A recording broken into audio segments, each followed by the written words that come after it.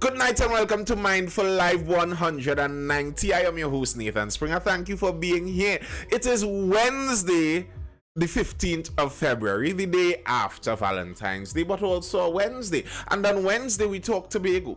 We talk Tobago issues on a Wednesday because, we're part of a Twin Isle Republic, as I always say. It's the Twin Isle Republic of Trinidad and Tobago. So how can we leave Tobago out when we're talking Trinidad and Tobago issues? That's not possible. And the thing is, as I was saying previously to the TikTok audience, I am not usually someone that delves into the Bacchanal side of content. Bacchanal isn't my usual content. Woy nisi. Bacchanal isn't my usual content. Personal, interpersonal Bacchanal and the commerce that goes on with those things are not usually my kind of content. But you see, it just so happens that Wednesday is the day for Tobago. And as Wednesday is the day for Tobago, some news pertaining to a very significant Tobago figure broke on this very same day. Good night, positive radiation. Nah, you're not real late, Nisi. You're not real late. So, seeing as Real Housewives of PDP, the young and restless Tobago, the jokes are going to keep coming. Not getting that. But yeah, seeing as the news broke on a day like today, I said, you know what? We're going to talk about this news. And I think we could gain some lessons from this. Listening to what Mr. Watson Duke was saying, I think when the fact that we could laugh at that shows some imbalances between the sexes, because what he's talking about there is something pretty abusive. If it's true what he's talking about there is something kind of abusive and scary. He is saying that he is in a relationship there, or was in a relationship where he did not want to be physical with the person, and the person was coercing him, forcing him, and being physically violent with him to insist that he gets down to that level of intimacy with them. If the genders were reversed, that's a serious jail time kind of crime you're talking about there. Imagine if there was a female boss somewhere and her male assistant was physically abusing her, being violent to her, to insist that they maintain a sexual level relationship that she repeatedly said she did not want. Imagine that.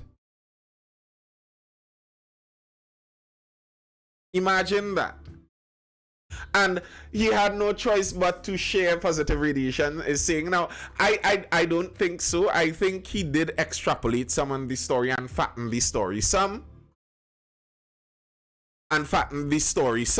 But there is a reality of such things. Many men, if you speak to many men out there, this is an experience that many men out there would have gone through. You get yourself tangled in an entanglement that you don't want to be tangled in, and it becomes very difficult to get out of the tangle. You see, so very often we hear people speak about men being unable to take rejection, and that's partially true. Many times many men don't always handle rejection well, but to be very honest, humans don't handle rejection well. No one likes to be rejected, especially women. The thing is, very often women aren't in positions to be the rejected ones. Very often men are the ones being with But if it so happens that the woman is in the position to be rejected, that rejection goes over with great difficulty very often. It's not an easy rejection to come across. So I don't automatically believe that this story is unbelievable. Ronnie Cake says, especially the part where he on bail, I totally believe he did it to keep peace. There is some of that honestly I do believe. Because experiences, bro. Experiences. All right, let's jump in a bit into the story. I listened to the entire live, so I know the story, but let's see the article that they have for this story. Duke files police report against resigned PDP deputy. Progressive Democratic Patriots political leader Watson Duke has filed a police report over the behavior of his recently resigned deputy leader, Kessel Jackson. Duke said he remains unfazed and focused on winning all of the Port of Spain electoral districts currently held by the People's National Movement in the country's upcoming local government election, saying that Jackson had threatened to resign as deputy leader on several occasions. Duke claimed she was out of control during her tenure, to the point where I do not want to be in the same space with her. Chris868 says it's sad to see, but on W. Duke's side there is some truth to this, but on the whole, where do we believe? Is Watson Duke? I don't know Watson Duke being a member of the police force. What do you mean, where do we believe? I don't know where we believe on a whole. I can't believe anything on a whole because there isn't much for us to go on the whole.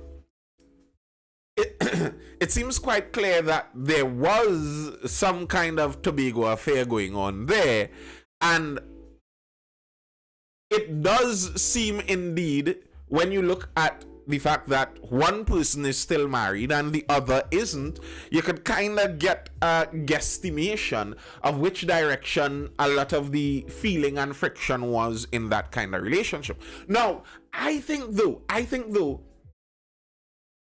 Anthony Williams says many Trinbagonians like too much bacchanal. Anybody could make a report and get a receipt. Yes, that is true. But Anthony Williams, I'm sorry, I take you with reserved seriousness after the ISIS bit, where fighting for ISIS is just fighting a war and you can welcome them back in. I remember you well with that one. But yes, that's true. Yes, many Trinidadians like bacchanal, but that's not what we're talking about here. I'm not necessarily talking about the report in and of itself.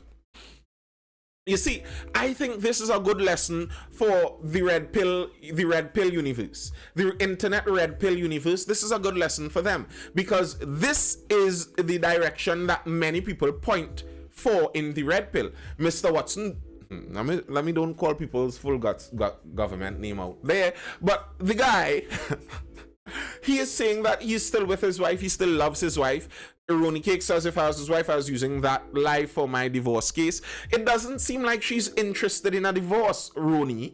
You see, you don't listen to enough of the red pill content. That's what they talk about. Many of the high value men are able to survive in relationships where they have a long-term partner and they are able to, you know, have extracurricular activities. That's a normal thing.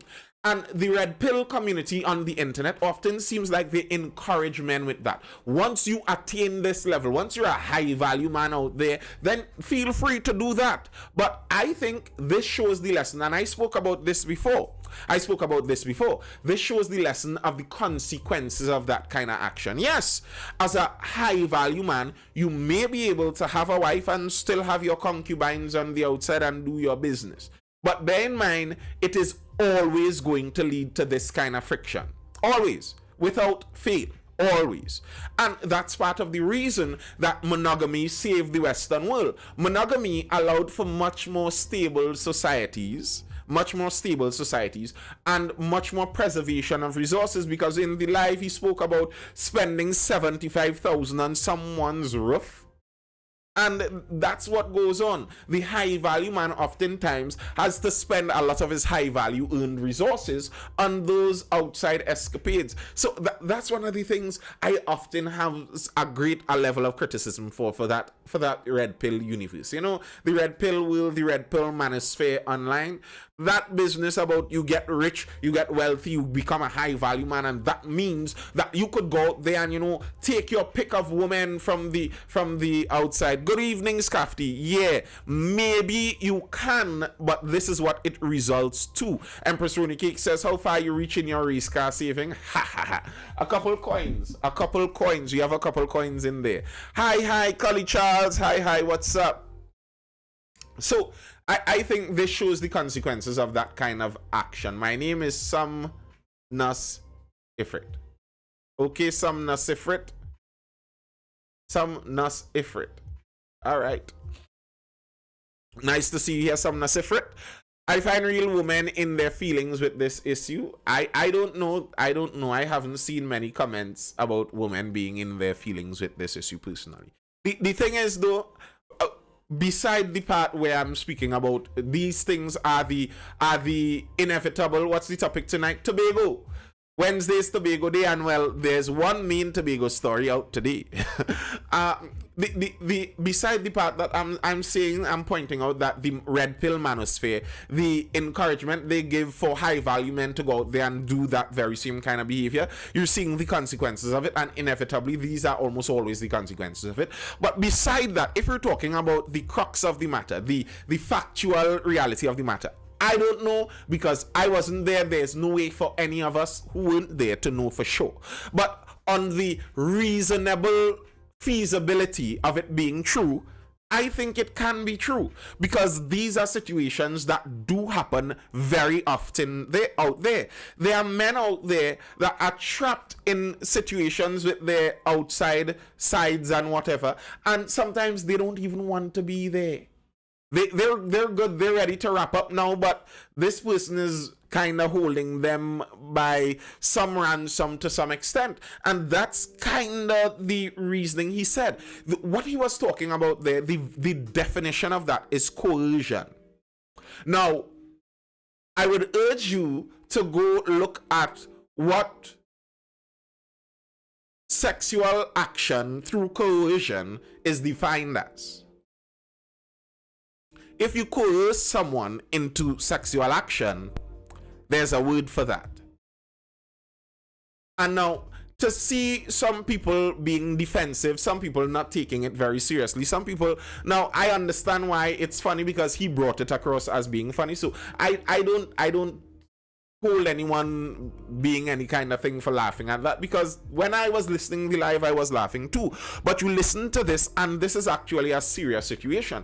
If what he is saying is true, this does require police intervention. Do you know how many men there are out there suffering because there's some kind of crazy woman out doing the most towards them? And here's the reality. Women are naturally less aggressive than men. They are less prone to violence. That doesn't mean they are less vindictive, but they are less prone to violence. So what a woman might do in situations like that may not generally reach to the level of what a man might do. So if you end up with a man who is obsessed over you in these kinds of relationships, and he goes off the deep end, what he may do to you might end him up in jail very quickly. But if you have a woman in the same position, she may do low levels of violence. She may smack you repeatedly, something that may be very difficult to prosecute and get someone jailed over. She may look to destroy relationships in your life, something that is again difficult to get someone jailed over. But it is abusive behavior, it is manipulative behavior, it is probably psychopathic and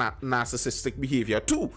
But because of the nature of that kind of low-level violence, it's something that could be difficult to deal with. In this situation, so who tell him to jam the faces down?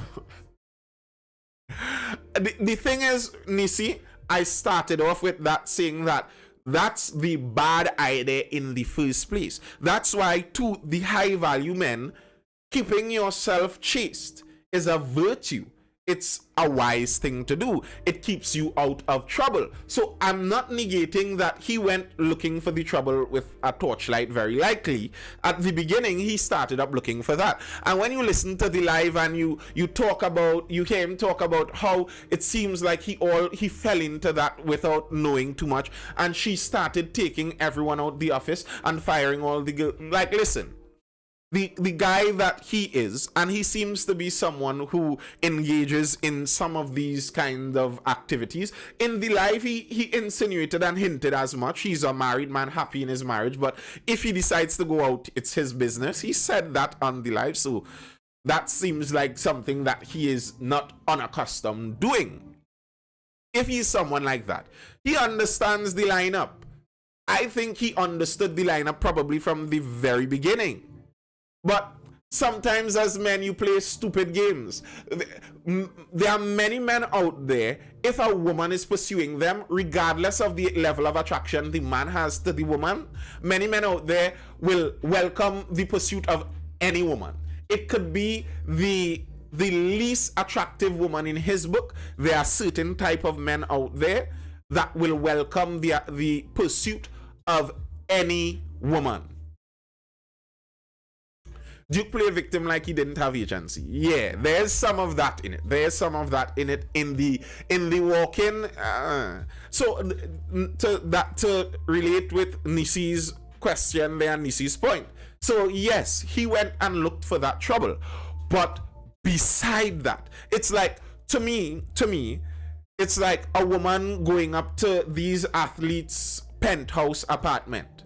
And sometimes, and it happened regularly with the Harvey Weinstein case too, some of these women willingly went to his apartment. And I mean, if you go to the guy's penthouse apartment or condo at 12 in the night, at 1 in the morning, I mean, you, similar to Duke, as we could say Duke went looking for trouble with a torchlight in that sense, in a similar way, you could say someone is going looking for trouble with a torchlight in that sense too.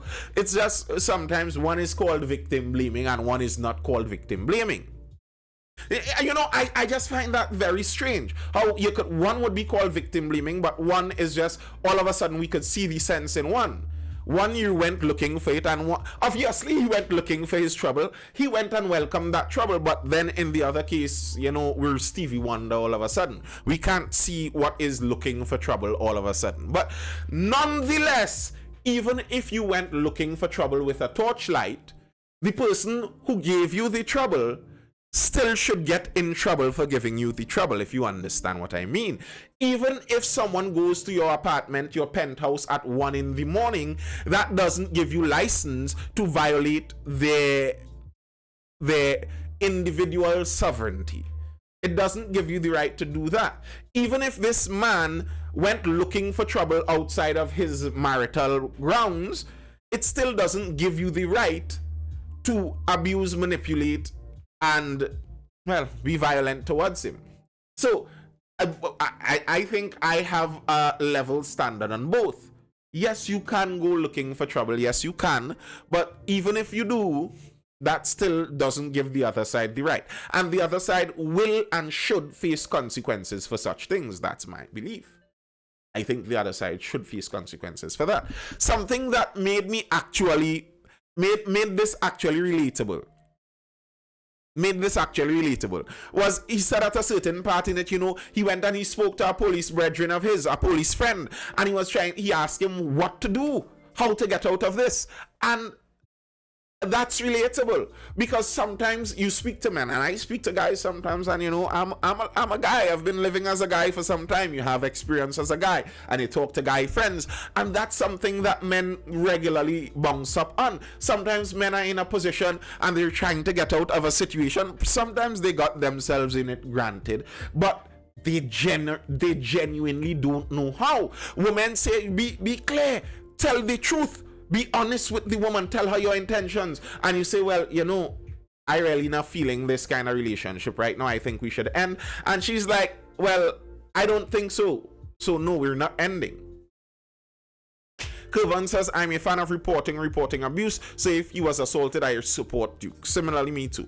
The Tobago, oh, bro, are you getting paid to be on every night? Ha! Not yet, Trini Stars. Not yet. But everything isn't always about pay, is it? If you want to pay me, though, I will welcome that. I'll take a salary from you, Trini Stars. But no, I'm not being paid for it. So yeah, that's the way I see a lot of that situation. Maybe he went looking, but that doesn't give anyone the right. Obviously, we had to talk about that. We had to dive in a bit with that situation, because that was the main news of the day. It might be the main news of the week, the direction some of all of this is heading in. But it's any amount you like, Trini Stars, any amount you like. If you want the account number, just let me know. I'll get that account number out there to you. But I appreciate that you love these conversations. I appreciate that. Looking at that situation there, though, it's just a clash of two characters in a kind of way when I think about it. You know, it's just a clash of two characters. What Mr. Duke is alleging is that the person, the lady, was basically trying to hold him hostage to an extent. Hold him hostage to an extent. Yes, Dr. Drew, you did join a bit late. Hold him hostage, and he cannot escape this relationship. She's holding him hostage in there. But, so, as it were, Mr. Duke found his match. We all know that Mr. Duke is often... Mr. Duke himself is often a difficult character to contend with. He's often a difficult character to contend with. So he found his match. So she thought she had him there. Positive radiation. Nathan, you see when you condition a society to be naturally biased, to abuse things like this, happens. I'm not totally sure what that means. If you're talking about the comment before where you were talking about the Tobago grass, yes, I didn't read that comment. Good night, Glenroy Dennis. Yeah, so he met his match to some extent in that field, but then I think she may have underestimated who that guy was, because he was like, you know, forget all of it, I'm going to blow it all up. Like, you know, maybe if it was another guy, you could have gotten him where he's like, you know, he doesn't want this to get out there, and not this one. This one is like, you know what, I'm gonna blow it all up. Positive radiation says gender-based violence programs are basis. Oh, so the gender-based violence programs that are only geared at one gender. Yes, I have a problem with that. And very often we see these things, you know, very often we see these things when we're dealing with some of these issues. Glenroy Dennis says, Nathan, that is the modified version of Pinky and the Brain. Very often in these kinds of situations, in these gender things, you see that. I always remember an ad there was on the internet a while back, an ad that they took a picture of from a university, and they had a little ad talking about a couple, Jack and Jill. Let's just call Jack and Jean. Both went out and had a couple of drinks. They went back to Jack's apartment and they slept together. And now Jack is facing rape charges because she couldn't consent while she was under the influence. And I'm like, but if they're both drunk, then they both assaulted each other. How could one be the assaulter and one the assaultee if they're both inebriated? And very often we see that kind of thing in gender-based relationships, where there's a natural tendency to see one as victim and one as aggressor all the time, and I don't think that's correct. I don't think that view is correct. I was watching something very interesting, and maybe we'll take a whole video sometime and deal with some of those unique gender issues from a more scientific point of view. And I was watching something where they were talking about in a university now for consent. They have a document, a contract that you must sign, where the two people who engage in the act must both sign this, agreeing to consent to this interaction that they're having. And someone joked, well, why don't you invite your best friends and dress up in a white dress? And because it's basically a marriage you're doing. And we're seeing a lot of that happening in the modern world, where we throw out some of the old guardrails that we had in society, some of the things like marriages, some of the institutions we had to safeguard against these kinds of interactions that go haywire, and then all of a sudden we're trying to redo it now. So we recognize that just the free interactions on the sexual marketplace was creating a dangerous thing. So now we're trying to ensure consent is in there and people have to sign a contract. And well, if they have to sign a contract, then you might as well marry, because that's what marriage has always been, a contract. That's why most men are afraid to report and go public. Kervon says he was trying to play alpha, became entrapped, and then blew it up in his own flamboyant styling. Duke official followed the host. When you say Duke official, which Duke official we're talking about here? Slow down, speaking too fast. Really? Didn't even notice. All right. That's not the only news out of Tobago, though. There are other articles, there are other news coming out of Tobago. So we're going to leave the whole Duke affair for now and go over to Tobago back again to speak about people being stranded on the port apparently. TTIT denies overselling ferry tickets mix up at Scarborough Port. I'm just a family member. Oh.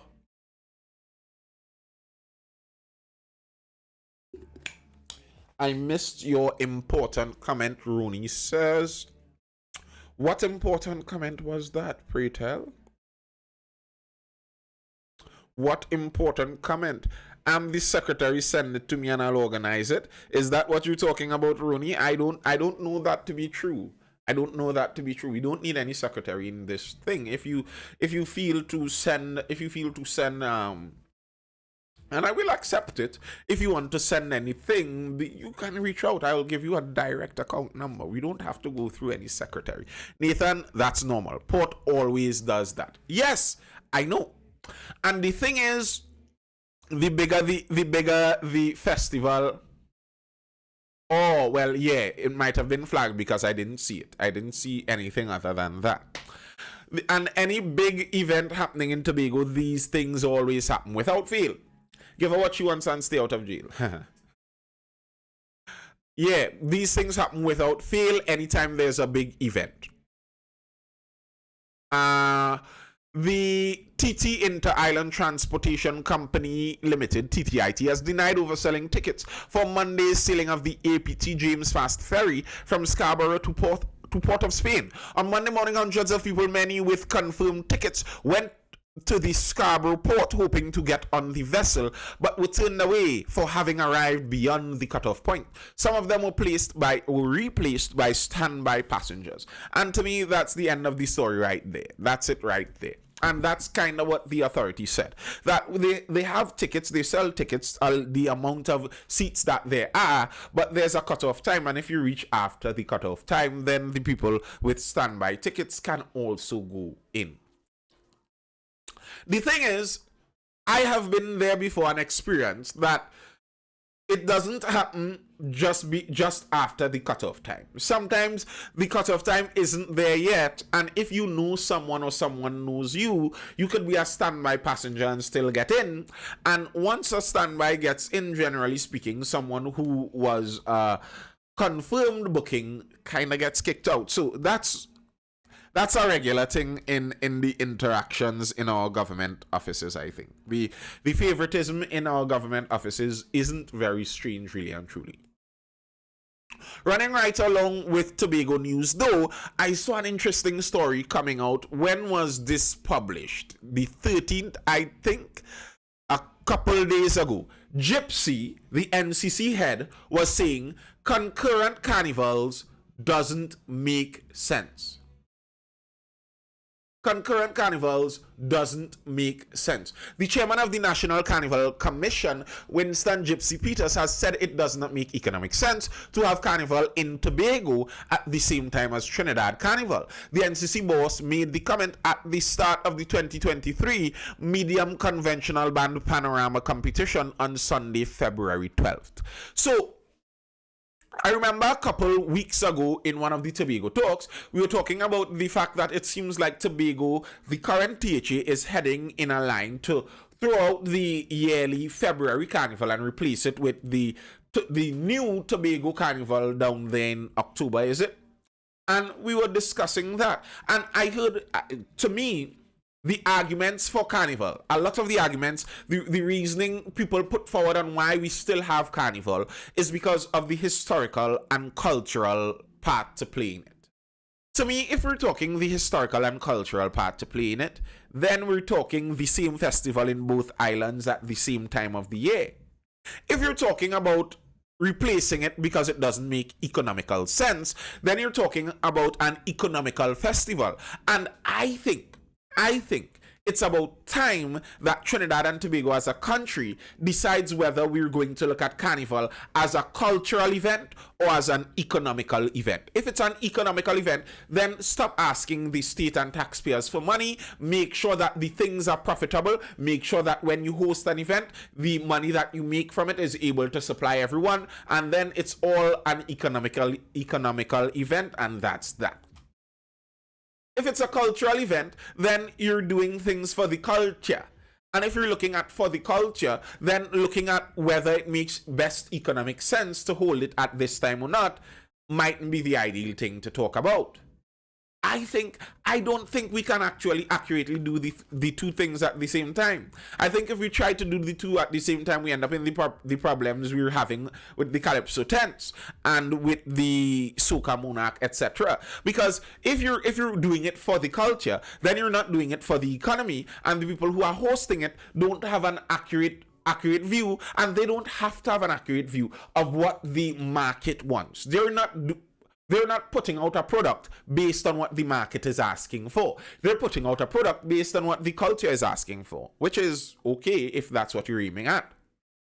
But if you're aiming at that, you must understand that the economical side of it may suffer a wee bit. But I don't think you could do the both of them. But this, I think, though, is a clear picture that it's not just the THA aiming at that. Well, yeah, you could jump in after and talk about it, Rooney, because something is being flagged. I'm not seeing that comment. This is a clear picture that it's not just the THA who has the intention of doing that. It's not just the THA who is aiming to push out the carnival. It actually is coming from the NCC also. Positive Radiation says, Nathan, what you think about the attacks on the Pan Trinbago president? Attacks by whom? I didn't follow that. I didn't follow any Pan news on attacks to the Pan Trinbago president. I'm sorry, I'm ignorant of that. So I don't know what you're talking about specifically there. So I don't know. Trinidadians are attacking the Pan Trinbago president. Really? For what? I don't know. I don't know. What are they attacking the Pan Trinbago president? Pan Trinbago president is a woman, not so? A lady? What are they attacking her for? There are some culture vultures who rely on the government to fill their pockets during carnival. Yes, I know. And I find that so despicable. I despise that. I despise that. People who call themselves real cultural connoisseurs and they're all about the culture, but really and truly they're just making themselves rich and they're not providing an accurate, proper cultural product, and they're not providing a product that the market wants. They're just getting a free ride, really and truly, and I despise that. I don't think we should be having much more of that. I made a video today over on my YouTube channel. If any of you are not following me over there, you could head over to YouTube, Nathan Springer over on YouTube. You don't have to head over now, but any point in time, head over there and be sure to subscribe to Nathan Springer over there on YouTube. The lives are streamed there too, and you can catch them on repeat. And also, there are other videos that I publish over there too. I did a video today where I was talking about a case where contractors are gaining some headway in a lawsuit against the government, where they're suing the government for payment of contracts done since 2013 that's under the partnership government. And the focus I had on this for Tobago was the idea that the current chief secretary has.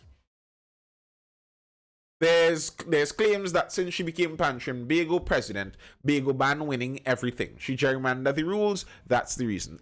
I don't know. I could see why people could accuse that, but I just don't know. But yeah, the contractors winning this lawsuit, I think it shows something for Tobago, because the chief secretary recently last year spoke about his plan for infrastructure in Tobago. They have bigger plans. They have bigger plans than they have a budget for. Duke official says, I wonder if people know what Juve is actually about and the history of it pertaining to slavery. I do not know. if everyone does. But I did a video on that, and you can head over to my TikTok. And if you search on TikTok Nathan Springer Juve, you will see a video I did on some of the history of Juve. I did that video back when what's this guy's name? The ladies them sugar that got dumped by the Harvey's daughter, Michael B. Jordan, right? When he was attempting to do his Juve rum, I did an entire video on that. You all could head over there if you want to find a brief history of Juve. So, yeah, it's culture. It came from history. Yes, it did. But yes, the contractors are suing 10 years later. 10 years later. This happened in 2013. And part of the problem with this case is that they have no proof on the government side of this contract. The contract was given by word of mouth. Back in the partnership days, there were some sketchy contracts back then. A word of mouth contract, 100 million in contracts given by word of mouth without any proper tendering process. But here's the thing. The court is still ruling that because work was done, the government still has to pay.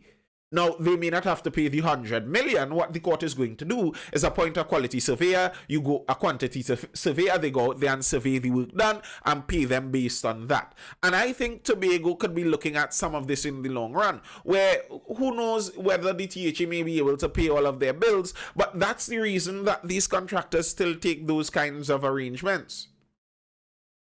That's the reason those contractors still take those kinds of arrangements, because the government has to pay in the long run. They have to.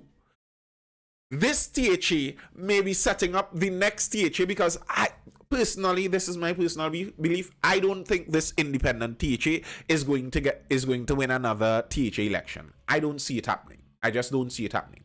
They may be putting future THAs into some tight straits with legal challenges that may be mounted against them for some of what this current THA is looking to do. They're promising future payments for current work. Warner going to sue THA for that 100 million. Of course he is.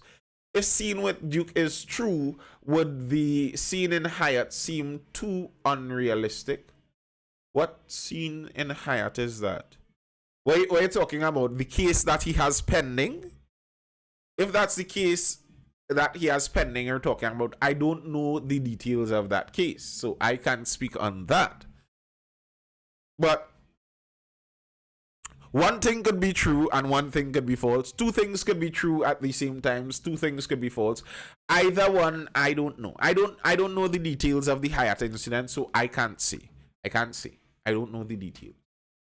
But what it does show is, again, to go back to the lesson I was talking about at the beginning, the lesson against many of these red-pilled manosphere people. It shows that the promiscuity of the high-value men always comes to bite them in the behind. You look at Andrew Tate, right now he's suffering because of some of that promiscuous activity. You look at Mr. Duke, he's suffering because of that. While if you're a successful man and you are monogamous, yes, you can be taken to the divorce courts, etc. with monogamy. Yes, there are negatives and possibilities there too, but the possibilities are much smaller. It's much less likely. So a lot of things wasn't done by the book. The last THA government was swell-headed and didn't believe they would have ever lost, so a lot of things wasn't done by the book. I wouldn't doubt that at all. But now it may be, if things weren't done by the book, it may be up to the current THA to find out what those things were and see what legal consequences could come out of it. Duke official, they created the problems for this administration, positive radiation says. Positive radiation, I sympathize to that view, but I find that view to be too convenient. Every government says that. Every single government says that. Every single one. That the difficulties we are having right now were caused by the previous government. It's not totally our fault. And I could be more sympathetic to that if you show that you are in the line or in the trajectory to better the to change what has been happening. But if you show that there isn't much change happening, it's about the same thing going on, you're doing things the same way. In fact, you're doing things worse in many cases. Like, how could you say that? Once my net good, I might come in the box. Nathan, how are you changing 20 years of corruption? You're changing it on day one. That's how you're doing it, on day one. You don't continue the corruption. You don't continue sending contracts to Trinidadian contractors. You don't try to cheat future contracts into present time, and somehow that's going to undo the future, the past corruption. That doesn't work like that. Present corruption doesn't undo past corruption. That's not how it works. Like, it's like sometimes when you hear people talk about the government is spending too much. If you say the government is spending too much, and then you come in the next year with a bigger budget, I'm sorry, I don't believe that you're looking to solve it. They were talking about the PNM spending too much, and they proposed a bigger budget than the PNM spent. And when you look through what they were promising in their budget, it was pie in the sky, grandiose infrastructure ideas where the majority of the money would be spent on the contractor. So it's like Tobago is going to get an investment of $4 billion. That's what they were asking for. And let's say they get $2.5 billion for infrastructure out of that $4 billion. That $2.5 billion is going to be spent on building the infrastructure. What that means is the $2.5 billion cash, is going to sit in the contractor's pocket. What Tobago is going to benefit from is the actual infrastructure itself. So Tobagonians are going to get a wharf. They would have gotten a boardwalk. You could take your family and walk on the boardwalk in an evening and enjoy a stroll, while the contractor could take his family on a trip around the world because he just got a couple billion in his pockets. And that's the problem there. You can't tell me that you're looking to solve 20 years of corruption by doing things like that. If you were telling me that you're looking to solve 20 years of corruption, this is what I would have expected. The first budget is looking to consolidate things, looking to bring things inside. We're trying to figure out what's going on here. We're asking for audit upon audit into different regions. We're looking to ask the intelligentsia of Tobago what we're doing. We're looking to listen to our advisors. If I look at a Tobago program, and probably the biggest Tobago political advisor that there might be, the person probably with the most experience on the Tobago political landscape, is saying that he offered his services free to the chief secretary, to the THA, as an advisor to figure out how to do these things, and he cannot get through to him. The man is ignoring his calls. He's not responding.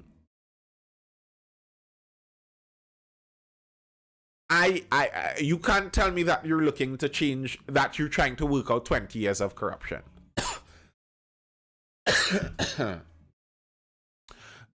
Tobago needs new ways of generating instead of just tourism.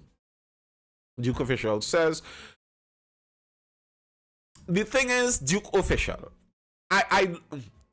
Tobago needs to be able to generate more money. That's what I would say. Not that they need new ways of generating in and of itself. They need ways of generating more money. What are those ways going to be?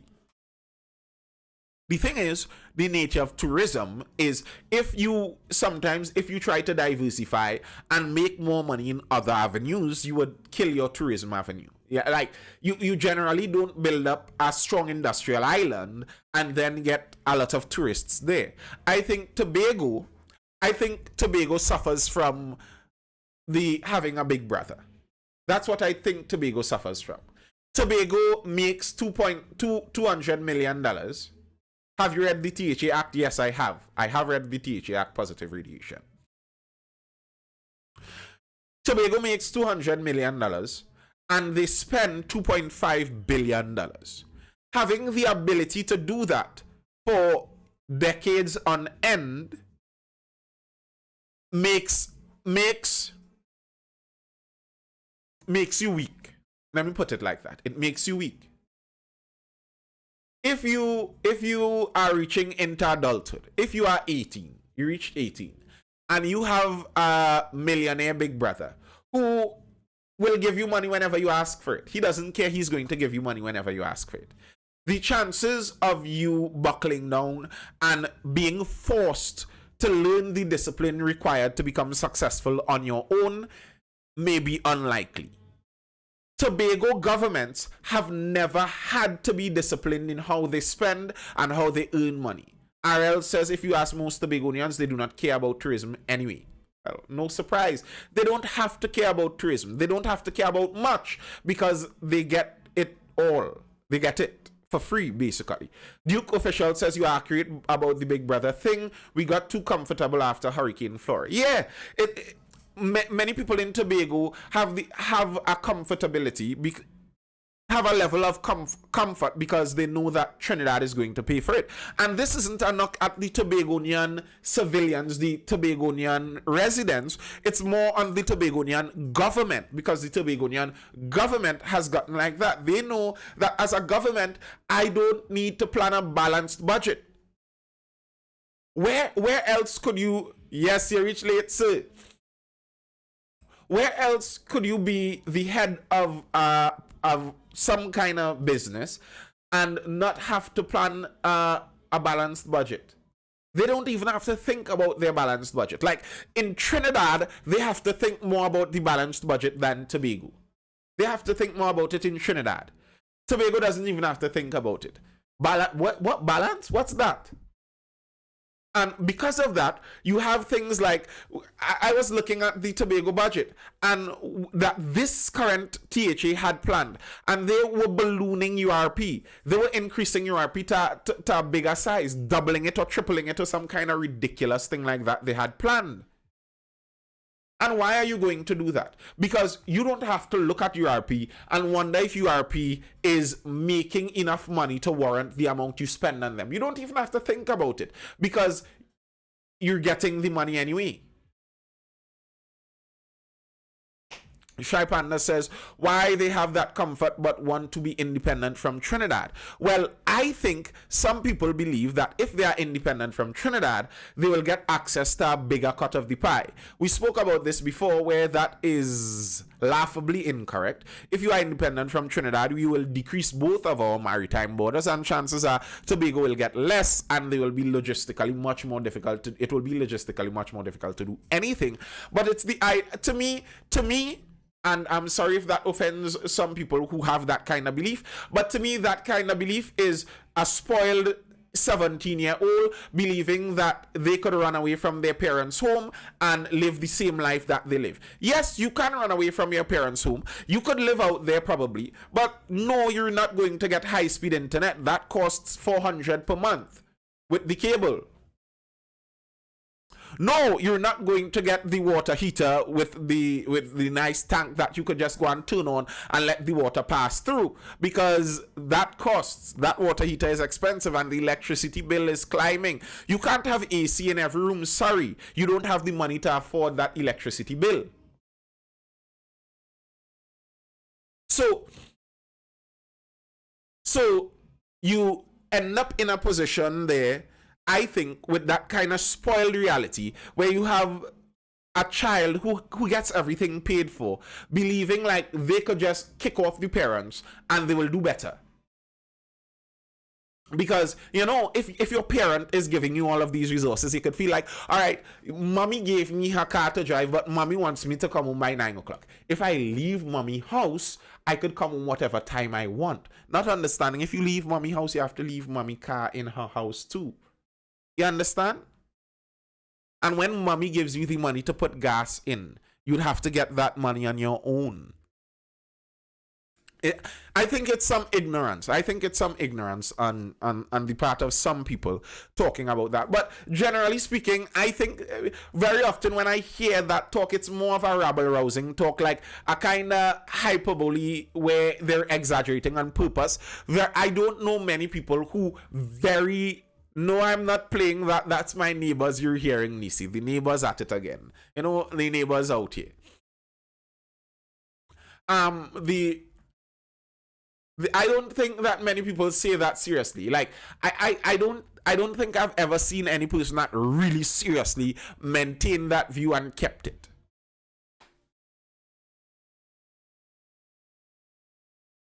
Tobago needs a new foreign billionaire to come and spend some money.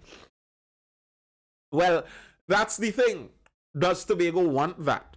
When when a big company was coming in, what was the Sandals was coming in to do some stuff there. There were many people. You see Tobagonians as dependents? No, I do not see Tobagonians as dependents. Brenzo. I said, if you listened, I said I wasn't speaking about Tobagonians themselves. I was speaking about the Tobago government, because that's how they run the government there. Mustache tutorial, let it grow. That's the tutorial right there. So yeah, Sandals was coming into Tobago and people didn't want them there. That's the thing. Billionaires that come to spend money, come to make money. If you think that you're going to get them to come in there to spend money and it's only going to be benefits towards you, that's not true. It's going to have some takeaways from you too. They're going to want some of your prime property. They're going to want some of your beachfront. They're going to want to block off some of your beachfront from being public access. Duke Sandals says, blame Kamala on that Sandals deal. She spread misinformation. Well, people bought the misinformation. Positive Radiation says, previous administrations created a dependence syndrome for political control. I do not doubt that. I agree, Positive Radiation. I agree that it was created by previous administrations. But I am saying that I'm saying that this present administration isn't doing anything to change it. They aren't doing anything to push a change of that. If they were doing anything to change it, then as soon as they came in, like, I remember I read an article from Farley that would have been a year before. I was reading an article and I was excited about it because he was addressing some of these same problems. Farley was talking about the fact that Tobago makes so little money, and that Tobagonians expect that the government is going to pay for so much, and that's not something that is sustainable. And when we get in there, we need to realize this, and we need to be able to change this and increase the revenue of. And I was like, wow. Yes, Mr. Farley. Yes, you're speaking the things. And then he came in and tried to triple the URP budget or something ridiculous like that. That's not heading in that direction. Positive Radiation says, what if public servants not carrying out their policies? Well, that's a reality. That is a reality, Positive Radiation. I don't deny that. And I regularly speak about this. I was talking about this. I remember we had a big discussion about that last week, where I was saying that some people overestimate the ability that some politicians have. We believe that they could wake up in the morning and decide to do something and it's going to just get done. And no, I remember last week we were watching Joint Select Committee with MP Keith Scotland, and he was talking to the police and he was trying to find out the reason that the scanners and the ports are not working, and he was asking them, what do you need for us to make these scanners work? And he told the police was basically like salt. He could not get the answer that he wanted.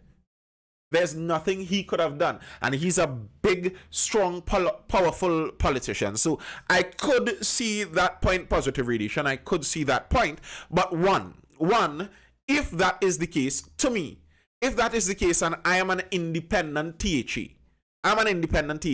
there aren't any strings on me to say it like, what was that advanced robot in Avengers? No strings on me. You're an independent THA. You could do as you please to some extent. It's very difficult to get rid of you now. So do as you please.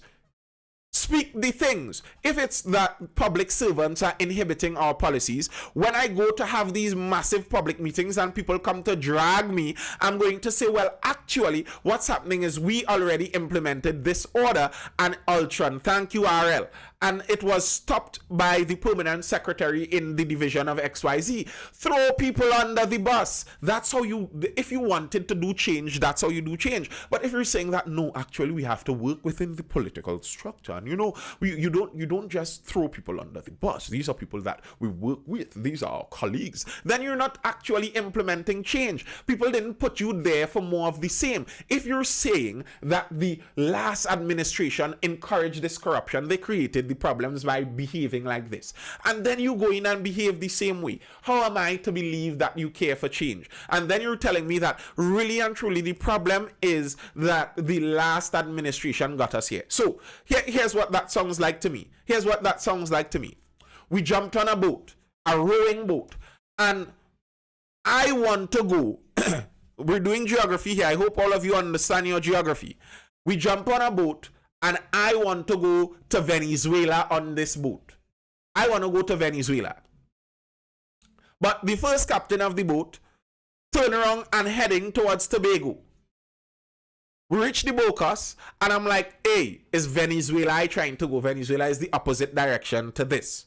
And I say, I hail out somebody from the North Coast. Somehow they reach across to me on the boat. This is the new leadership, Mr. Farley. You're going to drive this boat now. You're going to sail this boat now and get me to Venezuela. And Mr. Farley revs the engine or the paddles or whatever is moving my boat, revs it, and continues in the direction going towards Tobago. And I'm like, but I'm trying to go to Venezuela. And he's like, no. The reason we're this far towards Tobago is because the previous driver was driving you towards Tobago. Yes. But I fired them. And I hired you to carry me in the opposite direction. If you're continuing in the same direction, don't blame the past people and say, well, the past people are the reason we're this far. Maybe, but you haven't changed directions. You have actually sped up in the same direction. So I don't buy the excuse. Brenzo says, what are the legal ways that Tobago government can make money? You see, Brenzo, I think that's the wrong question. I think the right question is, what are the legal ways the Tobago government can facilitate Tobagonians making money? You see, that shows that you have the wrong idea of what a government is meant to do. You're looking for a way for the government to make money, because when the government make money, then the government is going to give us good things when the government makes money. But that's not the purpose of the government. The purpose of the government is to facilitate an atmosphere on the island that works for business, that works for individuals, that works for the citizens and residents of the island to go about their own lives and make their own resources by themselves. The government isn't there to make money and then redistribute that money to people. That's not the purpose of the government. We have been sold a wrong idea of the government, and the problem is lots of us buy into that idea. So the next person that jumps up there and promises that my government is going to come and give you XYZ plus 2, you're going to be like, yeah, I want that one. It's the same thing. Let's see going on there in the chat. Some nice discussions going on in the chat there. All the money Tobago makes must go to Trinidad by law. That's a lie. Radiation, all money made in Tobago stays in Tobago. Not true, says Aliki. What happens to unspent balances? Radiation says there's an account for that under the THA. All right.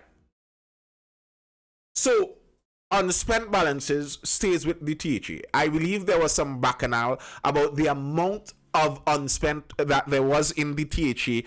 That was back under Orville London. I believe there was a bit of friction being made about the amount unspent that they were letting roll over. So, they actually keep their unspent.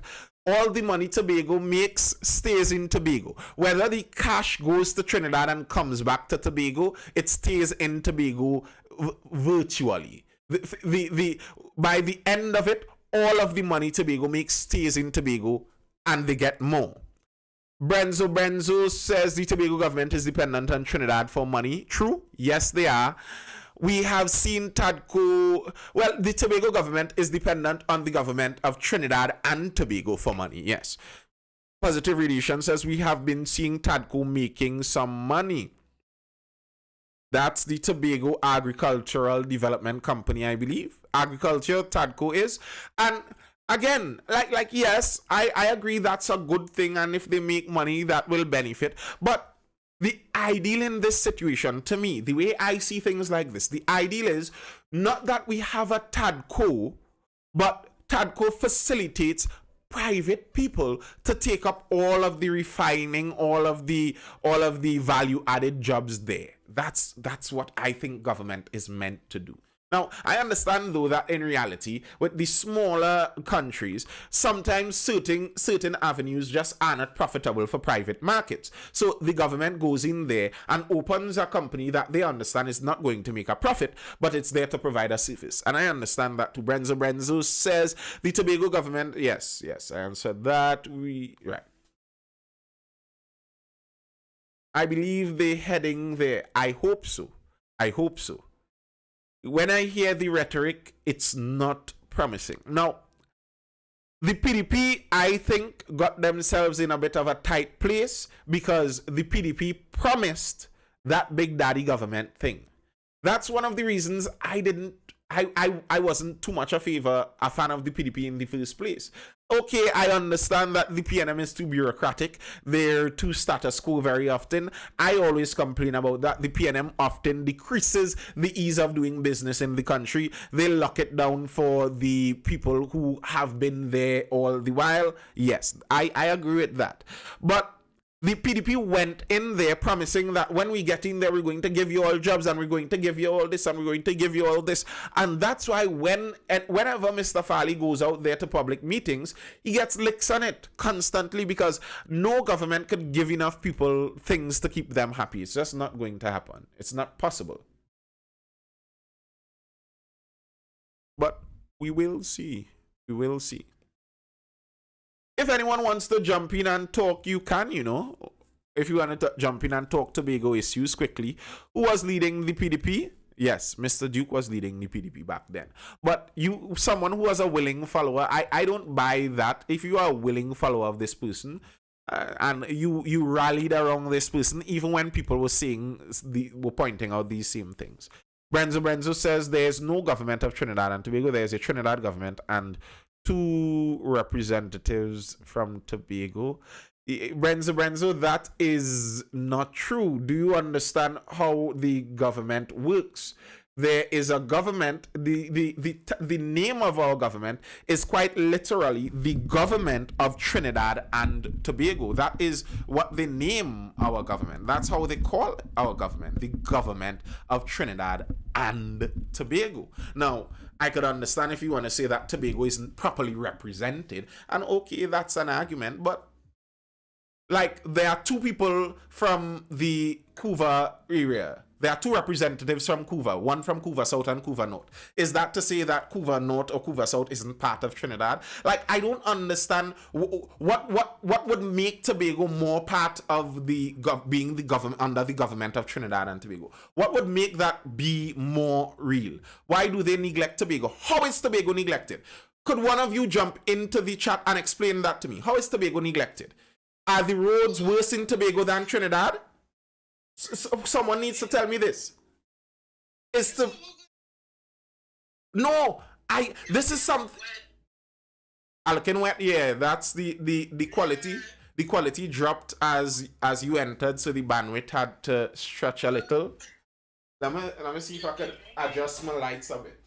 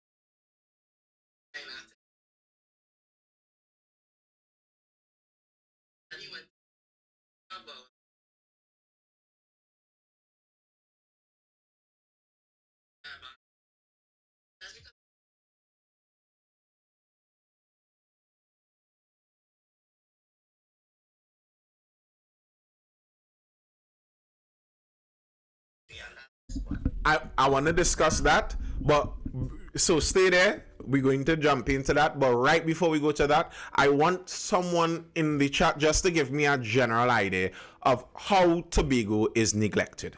If you take Tobago as being 60,000 Trinidadian, 60,000 Trinbagonians, 60,000 citizens of the Republic of Trinidad and Tobago, and they're in a district.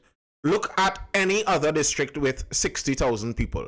Is the Couva and Environs region more taken care of than Tobago? Is the Mayaro district more taken care of than Tobago? Is the Sangre Grande region more taken care of than Tobago? How is Tobago neglected? What about Tobago is more neglected than anywhere in Trinidad? I have been to Tobago many times, and I can tell you, everywhere in Tobago is almost always better taken care of than Trinidad. So what's the neglect over there in Tobago? What's the neglect? I believe inter-island transportation is one of the sore areas. I agree. That's a sore area. I don't think that's neglect. I think it's a sore area. And I think part of the reason it might be a sore area is because it's the government running a logistical business. And government is horrible at running any business, much less a logistical business. Any logistical activity government runs, it gets into problems. Anyone, the bus service, the PTRC buses, how well does that run? And those run in Trinidad, in one spot in Trinidad to the next spot, and it doesn't run well. So that's not specific to neglect to Tobago. I remember I was hearing this during the Tobago elections, and I wished I was over there in Tobago to ask them, what are you talking about? What are you talking about with this neglect? You can drive from Toko to Matlat. Yes, I understand you can drive. I understand the importance of the inter-island ferry. I am not saying it is not important. I am saying that that is due to government incompetence. That's not specific neglect to Tobago. The government is generally incompetent at its transportation services.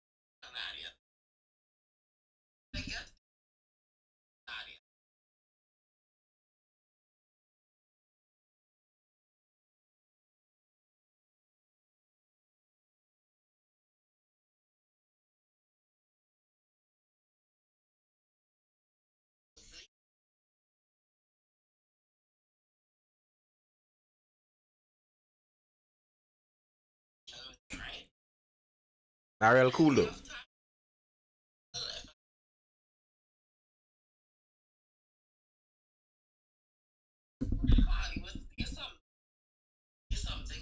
Opposing, and like if you listen to the things that he was talking about, Fadi was talking about lessening the employment of the THA. He said the THA is employing too much people, la la la la.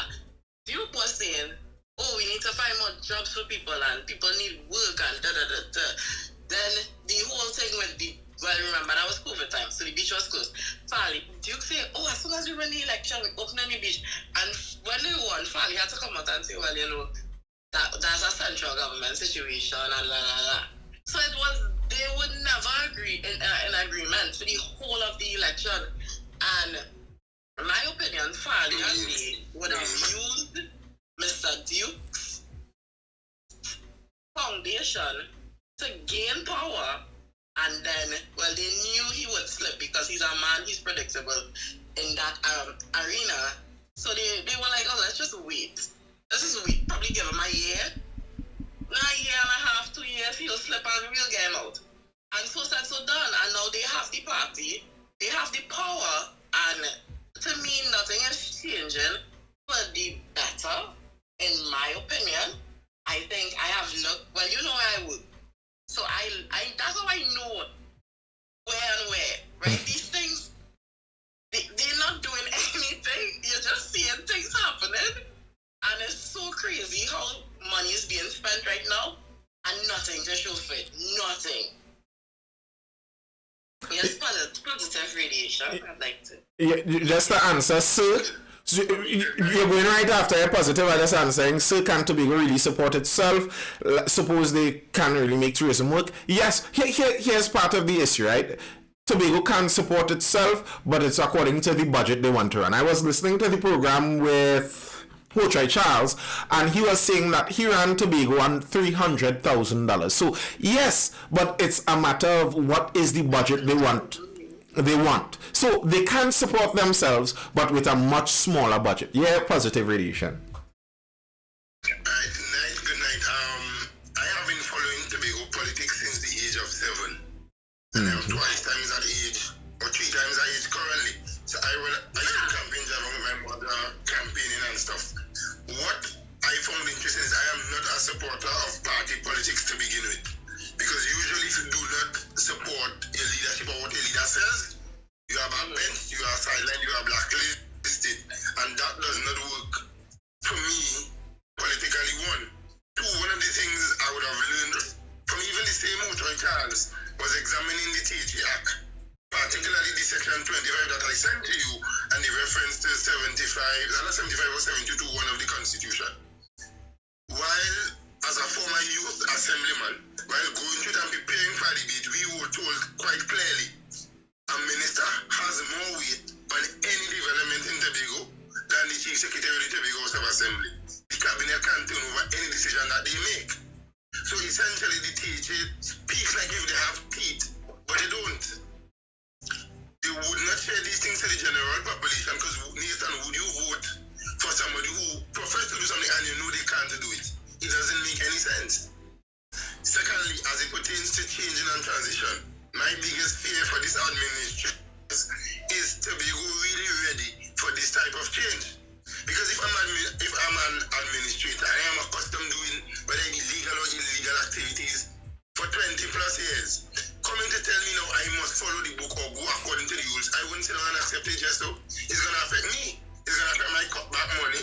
It's going to affect how to put it, whoever sweet deals I make them like investigate me sweet deal. There's a particular individual who's currently on suspension with pending investigation for a project which I am very closely related with, which a STEM contractor was paid to complete, was marketed a couple of years before the election has been complete. And if you drive that or those 2 particular developments for today, you would see it's not completed. So why should we continue to pay an individual for work so that what they say have been completed and they could visually see that the work is not completed? And then when you do begin to do your tracing, we begin to realize that these administrators had very close relationships with members of the previous administrations, and they could understand why cutbacks and the corruption would run. Okay.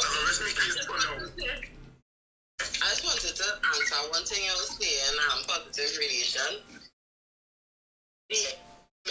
I totally agree. The administrators, a lot of them in Bobble, plenty of them have the ability to imagine this, right? You have the ability to print a check, right? You have the paper to print the check. You have the system to print the check, all in your office. That is why money does go missing like crazy. Because you have the ability, one person have the ability to do all of that. The administrators corrupt, right? Some of them, are corrupt. But changing the THA or the head of the government, I'm not going to change those people until they start firing people, until they start auditing, until they start investigating. So why not do all those things and get the corrupt ones out. And just now, Ilki, you'll go right after. I just want to make a quick point on positive radiation. Ilki will go after, then positive radiation could go back. That's exactly my thought too, as Ronnie is saying there, and that's what I was saying before. Like, okay, I don't doubt that at all. I believe that, in fact, because when I had the conversation with the chairman of the Tunapuna Piaka Regional Corporation, that was part of the things he pointed out to me, that there's bureaucracy involved and you can't just do something, you have to get someone else to do it. But here's the thing, it's Tobago. Tobago's issues are generally dealt with more familiarly than Trinidad's issues. Call the people name, in fact. Put them on blast, because you're saying that you went in there. The reason, what was their slogan? Let's change this or something like that. If you're changing it, then actually go in and change it, because that's what's needed to change it. If you don't get rid of those people, if you don't highlight those people, then that's going to happen for your entire tenure at the head of the THA, and you'll never get anything done, and what you're going to blame those people the entire time. That doesn't really make sense. And then on the first thing you said about the fact that the central government has more power than the THA, yes, that is true, because they are the central government. That's the point I was making. The central government is the government of Trinidad and Tobago. Some people believe like the THA is the government of Tobago. No, the THA is like the Tobago Regional Corporation that now has a lot more power than the other regional corporations. So I don't see it as Tobago should think about it as they have a government that is weaker than Trinidad. No, they have a regional corporation that is stronger than every other regional corporation. The point I argue is I'd like to see the Shogunas House of Assembly and the San Fernando House of Assembly.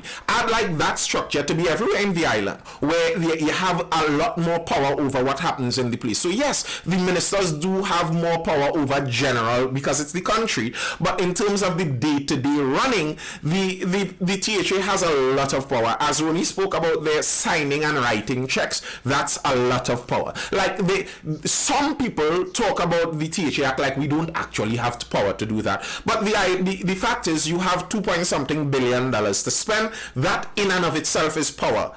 And you decide how you spend that. And you decide that 90% of your spending is going to be recurrent expenditure in salaries. So obviously you will never be able to get anything done, because now you're bribing 3/4 of the island with salaries to keep paying, to keep voting for you. No, you're not supposed to be doing that. That's why the money is tied up. You'll never get enough money if you keep paying everyone. Every time they get more money, they hire more people and create a bigger salary. One of the secretaries was talking about that she got a certain amount of money to do something, and like 90% of the money was in salaries. Nothing could have been done. Alright, Elki or Aleki? Elki?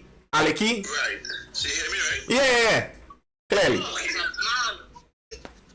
So, okay, the point you was on with, you would like to see Tunapuna House of Assembly, right? Understand this. I just always try to allow persons to bring this into context. Tobago is an island, remember that, right? I often hear persons saying, well, the population, this and the population, that we are islands surrounded by water, right? You also mentioned that the funding of the central government, is power, right? Okay. For Tobago, I think in any comments somebody was saying they can't survive on their own, and we often hear this, and I would say for persons who come from a privileged space, because one, people always want their voice to survive on their own. Let me be clear about something, right? Oil and gas in the waters around Tobago that are not in the Tobago waters. Let's be fair and real. I'm sure everybody could think logically and look at a map and know they ain't going to tell me nonsense. So they look at a map, right? Guyana doesn't have a refinery at this point in time, right? But they are benefiting from their oil money, right? Forget about the corruption and who alleging this and alleging that. But they are benefiting from the oil money. So nobody can come and tell me that Tobago cannot benefit from its oil resources. Right now, Trinidad oil refinery is not operational. So how is Trinidad benefiting from the oil resources? That's the next question. But right? Tobago is also benefiting. Sorry. I am finished yet. to Yeah, sorry, go ahead, sorry. right? Then things that facilitate Tobago's growth is not being pursued, right?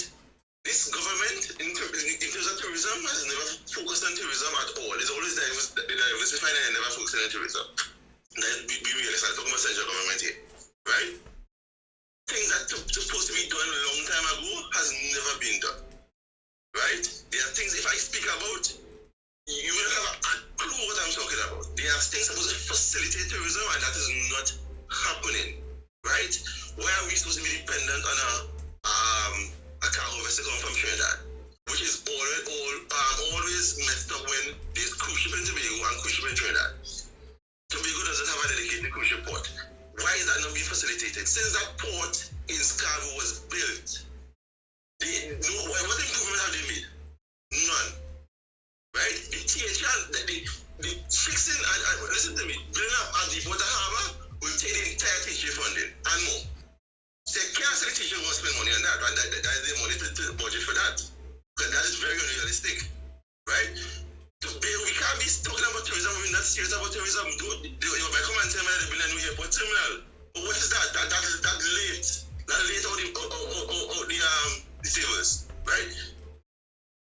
In terms of Caribbean destinations, we do not have a dedicated cruise ship port, right? But we have to be dependent on a cargo vessel coming from Trinidad, right? Persons don't understand that there's a shipping lane passing right between Tobago and Trinidad. Heading across Africa, there's a major shipping lane, right? Ships, so these ships see Tobago before they see Trinidad. It will be cheaper for them to come to Tobago. And what the thing is, the business community wouldn't want that in reverse, wouldn't want the vessel coming from Tobago instead. They wouldn't want that in reverse. They'll be realistic. They would not want that in reverse. Right? But Tobago, there's things that facilitate growth in Tobago that is not being done. Right? Let me go to the laws now. Okay, if TH have power, right? If TH have power, right? And this is not right? No problem was the relation. But yeah, if the TH had power, listen to me. Just to facilitate certain things. For example, for the Pigeon Point Marine Park to become a marine park. You know what the process that had to go through? So Tobago to get a law passed, a TH law, that had to go through cabinet. When the political system that we operate in, we don't know if it's a different political party in Trinidad, they ain't gonna say it through. And imagine we had the same political party in charge in both islands, and that didn't happen. So the process, they don't follow the process. Don't wonder we ask for autonomy. There are simple things that needs the Tobago could compete on their own that we don't need the input. Not say we exclude anybody, but there's things that the process might not make sense. Right? Just to get a marine park to protect the environment, that is a problem.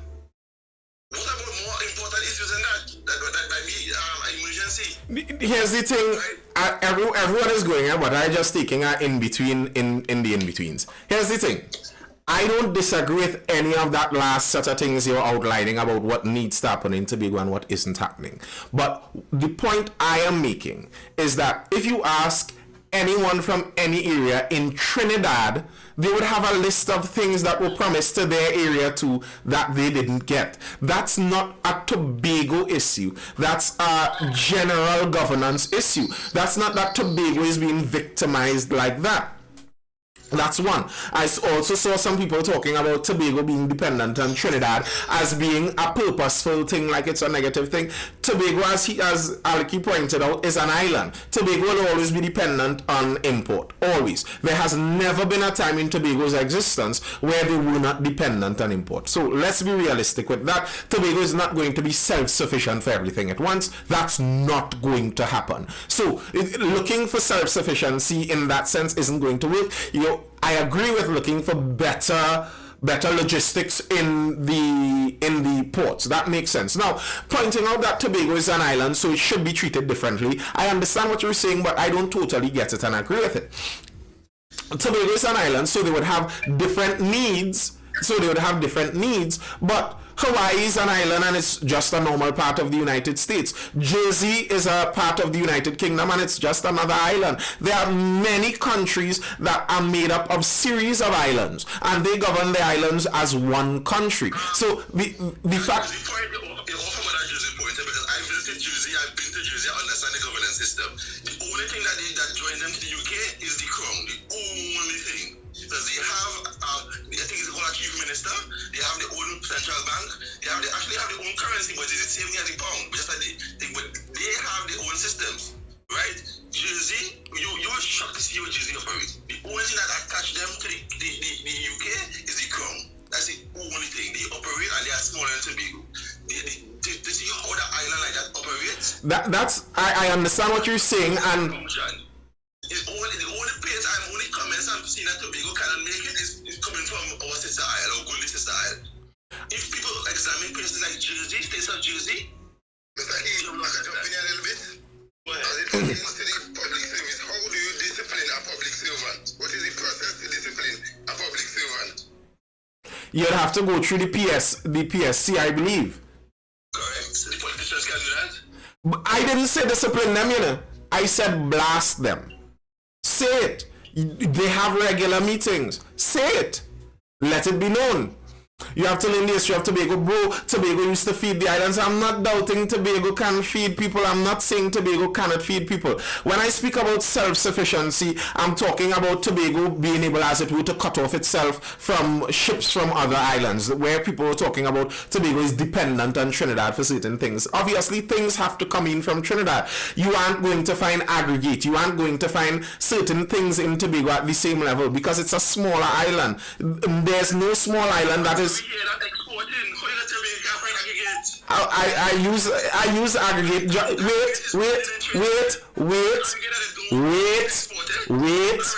Wait. All the aggregate you all need isn't gotten in Tobago. And cement comes from the factory in Trinidad. That's all. I'm not saying that Tobago is unable to govern itself like it cannot govern itself. There are smaller countries than Tobago that govern itself. I am not saying Tobago cannot govern itself. I'm saying that Tobago is always going to be dependent on imports coming in because of its nature as an island. You can live as an island secluded without anything coming in, but you'd have to go back to like living like the 14th century. So yes, Tobago did feed a lot of people and Tobago did help a lot of people in the historical archives, but we don't live in that same time anymore. Now, you were talking about Jersey. Jersey may seem like that, but the Jersey governance structure isn't the same as that. They have less independence from Britain than Scotland. They are not an independent country of the United Kingdom as Scotland is in that sense. They are under Britain in that sense. However, my point isn't that there cannot be a better governance structure. That's not my point. The thing I want to understand is in looking at the general governance of Trinidad and Tobago, when you say that Tobago is being victimized or neglected, what happens generally in Trinidad and Tobago? Do you see that they focus mostly on in Trinidad? There are areas in Trinidad that they help this really greatly, and there aren't those areas in Tobago. That's the point I'm trying to figure out or ask. They want us to be dependent. Well, I think they do. I actually do agree with that, Duke. I think Trinidad and Tobago, the government of Trinidad and Tobago, they want Tobago to be dependent. Part of the reason they want them to be dependent is because they are part of the country. It's like they want Mayaro to be dependent on Trinidad and Tobago. You're not going to try to place everything that Mayaro needs to survive inside of Mayaro because you want to incorporate Mayaro as a part of the entirety of the country. So yes, it is dependent on Trinidad because it's part of Trinidad and Tobago. It's like Port of Spain is dependent on Chaguanas and Sangre Grande is dependent on Arima. It's that kind of idea. Yes, Tobago is dependent on Trinidad. Yes, that is on purpose. Yes, because we are the same country. Sorry, my data went during the conversation, so I missed it. But I don't know if you spoke on this. I just wanted to come back and answer. You Aleki. I don't know I'm saying that wrong, and I'm watching it. Right. So I know you would have spoken about the port stopping in Tobago or whatever, but you spoke on that, did you? No, I didn't. Okay. He's saying that the business committee would not like it that way. And of course not, because most of the factories are in Trinidad, so why stop in Tobago to bring it to Trinidad? Because that's where it's needed in Trinidad. If Tobago had manufacturers, I can understand it being like, okay, well, we could take some shipments to stop in Trinidad and some will stop in Tobago. But Tobago only has one manufacturer, which is Andes. I don't know of any. Probably you could, let me know some. But the majority of the business, raw materials that is needed would go to Trinidad first, obviously, because that's where it's needed, that's where it's being developed into a product to send back to Tobago to use. Yeah, positive. Right, I think we also have the support brand, which is by Mr. Ted Jones. I don't know if you know that brand. They support soap washing liquids and so on. You can check out that brand already. I know TATCO is also pushing manufacturing for export. I support. I think Ted Jones is the guy who runs the company. Mr. Ted Jones. The thing is, like, as dealing with the dependency of Tobago, I wonder sometimes, as a Tobagonian, again, why doesn't it have any factories? Because we have no port. Like, okay, that same thing, that's what I'm going to ask about. As a Tobagonian, would you prefer that as the entirety of the country of Trinidad and Tobago, we specialize? So, okay, Point Lisa specializes in heavy industry, while we specialize Tobago with basically no heavy industry, and we aim at tourism. So, okay, granted, they aren't aiming too good at tourism, and I fully agree with that. There should be more investment in tourism in Tobago. I agree.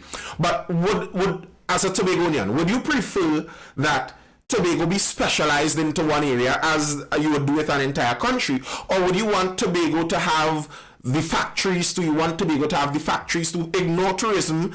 Well, not ignore tourism, but ignore tourism to some extent and diversify in Tobago itself. You want Tobago itself diversified, where you want manufacturers there too. Brenzo says Tobago was deliberately, I missed some of that, deliberately put in this position by England. They made us a ward of Trinidad. Oh gosh, why are you still trying to split? Tobago is called Trinidad and Tobago. They remove stuff, then bring it back 5 years later and do like they're doing us a favor. Yes, we should specialize in clean energy. I don't disagree that Britain did that on purpose. Britain did that on purpose all over the world, just by the way. Britain did the BACCHANAL down with India and Pakistan, and it still have ramifications to that. Britain did the BACCHANAL with Hong Kong and China, and it still have BACCHANAL with that. Britain did that nonsense with Palestine and Israel, and it still have BACCHANAL with that. So I don't deny that maybe the British had a little negative play inside of there. I don't deny the possibility of that. I don't. Yeah. Right? I am somebody I believe in accountability and following process and procedure. If you have a number of administrations not being able to supply proper accounts and do proper work, why do you believe previous central governments, both UNC, PNM, whoever it is, never took the heavy hand and said, you know what, we're going to withhold funding until you guys can account? Sending money directly to whatever you have to do, but you're not getting anything additional until we can see the book. Nobody wants to do that. Nobody wants to start that gate positive. I would love that, you know. It's always a back and forth, because if you are telling me for a number of years you can't get an audit, if you send your daughter or your son to school with $20 still, they come back home and they can't account for that $20. You might know, okay, transportation is a minimum of 10.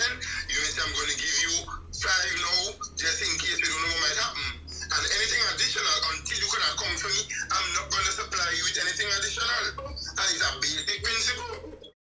I fully.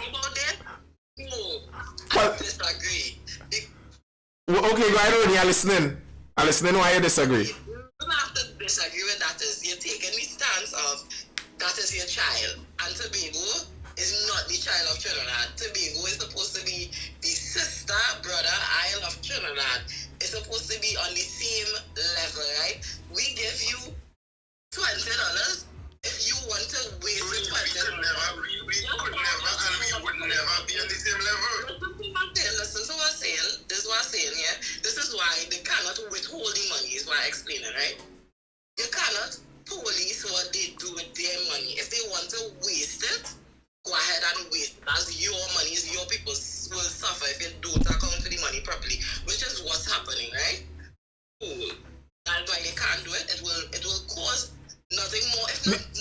war it would cause. The thing is, you have to keep in mind that the consequences of that would be far-reaching. It's not just the corrupt people would fall out from that. Everybody, and remember, the government in Tobago is the majority employer. That's the majority of the workers in Tobago not going to get paid. Now, I am sure somebody might sue over some kind of human rights something over that or something like that. I understand what you're saying, and it should be. There was talk during the election campaign about from a particular individual. Mm-hmm. You probably may have came across it of figuring out ways of moving persons from being out of being employed by the THA over a 2 year or a 4 year period into entrepreneurship and having them build. Yes. They were ridiculed exactly for that statement. I remember listening to a Make It Make Sense TV statement where the chief himself said he felt ridiculed after making such a statement of pushing persons out of the THA system into entrepreneurship. So we have to realize that it's a mindset that has been developed over a number of years. I am one not a fan of the public service. I am one who have spent must be 3 months internship in the public service, and I prefer to look for private sector employment. Me too. However, there is a trade-off because Tobago has a very small, if no private sector at all. The private sector is heavily based on tourism, which we see is failing and flopping. So the only way to get job security is to look for a government who are THA work. And once you get into the work and you're flowing, the process for disciplinary action or firing is very, very small. Nobody wants to hold these workers to account. If the politician hold them to account, by the next election they go on from there. It's just like a circle of corruption. And the only time you're doing that, if you make up your mind that you're a one-term politician, you put things in place after, and your holy grind, you do like Mr. Robinson. You make up your mind, if they shoot you, you take some shoot in your foot, and they will reward you after when you're close to dying. When you really understand when you took those decisions. You're speaking facts there. I don't deny a thing that you're speaking there. You are speaking facts. That's the nature of the system. And that's why, although I speak so much about politics regularly, when people ask me about solutions and how to, and who, I say the solution is in culture. The solution is in you working with those around you, with those you actually have control over, and trying to fix the culture. Now, Tobago, I think Tobago has the benefit of actually having some governance closer down towards them. Like, you could access the THA more than I could access Dr. Rowley. That's just the reality. Your government is closer to you than mine in Trinidad is to me. Now, granted, the THA isn't as powerful. I know that. I'm not debating that. But accessibility, and that's what I plead for that all the time. So what they're talking about with local government election reform and thing, I love that. Please do it. Give more power lower down. Now, I saw somebody further up talking about they want the freedom to choose. Is that you're saying you want to be separate from Trinidad? When you say the freedom to choose, what does that mean? Because in one country, different areas in one country cannot have freedom to make individual choices on their own. And going back, as I said, going back to what somebody spoke about, the shell hibiscus, is it, being in Tobago waters and Poinciana. Now, if you look at those wells, they are on the edge of the waters of Trinidad and Tobago. If Trinidad and Tobago were to split, because we would then have a lower land mass, our maritime borders will shrink. I can assure you Venezuela would be claiming that in a lickety split. And there is a size factor. Tobago could argue with Venezuela over that, but I don't know who would win that argument. Then the next thing also is the nature of oil and gas. You were pointing that out with Guyana. You as the country, you don't generally make that oil and gas or extract that oil and gas. Multinational companies come in and you get some money from it.